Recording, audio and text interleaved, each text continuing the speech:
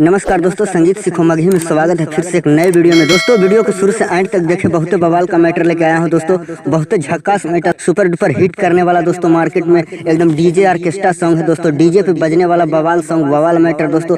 Market से हट के न्यू मैटर दोस्तों जो ट्रैक है वो ट्रैक हमने लिया है, इस प्रकार ट्रैक है। लेनी तू लूट छौड़ी भारल जवानिया में, घूमी घूमी मांगा ही औसा भे दो कनिया में। लेनी तू लूट छौड़ी भारल जवानिया में, घूमी घूमी मांगा ही औसा भे दो कनिया में। दिन ही धराई हाथ थारी छौड़ी, दिन ही धराई हाथ थारी छौड़ी। गेनही ससुरा में, गेनही ससुरा में करके भिखारी छौड़ी, गेनही ससुरा में करके भिखारी छौड़ी। तो हमने इसी ट्रैक पे लिखा है, डीजे पे बजने वाला बवाल मैटर है दोस्तों। चलिए मुखड़ा इस प्रकार है दोस्तों, अच्छा से गाइएगा।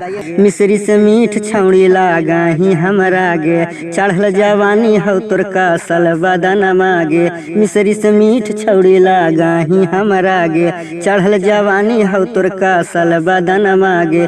देखी के आबो मुँह में पानी छौड़ी, देखी के मुँह में आबो पानी छौड़ी। बिना ओढ़नी के, बिना ओढ़नी के झलकऊ जवानी छौड़ी, बिना ओढ़नी के झलकऊ जवानी छौड़ी। दोस्तों अच्छा लगा होगा तो वीडियो को लाइक शेयर कमेंट्स करें दोस्तों। कोई भाई गाना चाहते हैं तो इस गाने को फुल और फ्री गा सकते हैं दोस्तों। न्यू ट्रैक बनवाइएगा, न्यू ट्रैक बनवाइएगा, कॉपीराइट नहीं आएगा, क्योंकि मार्केट में ये म्यूजिक चल चुका है दोस्तों, दौड़ चुका है, इसलिए मैं बोल रहा हूँ न्यू ट्रैक बनवा के गाने के लिए। चलिए अंतरा आइए। अंतरा इस प्रकार है दोस्तों।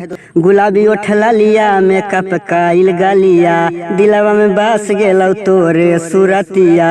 गुलाबी ओठला लिया मेकअप काइल गालिया, दिलवा में बस गेलौ तोरे सुरतिया। लगा ही सुपर से ऊपर छौड़ी, लगा ही सुपर से ऊपर छौड़ी। बिना ओढ़नी के, बिना ओढ़नी के झलकौ जवानी छौड़ी, बिना ओढ़नी के झलकौ जवानी छौड़ी। दोस्तों अंतरा कैसा लगा कमेंट्स में जरूर बताइएगा दोस्तों। अगर मेरे चैनल पे पहली बार आए हैं तो मेरे चैनल को सब्सक्राइब करें और नोटिफिकेशन को ऑन करें दोस्तों। चलिए लास्ट अंतरा में आइए। लास्ट अंतरा में बवाल का मैटर है दोस्तों।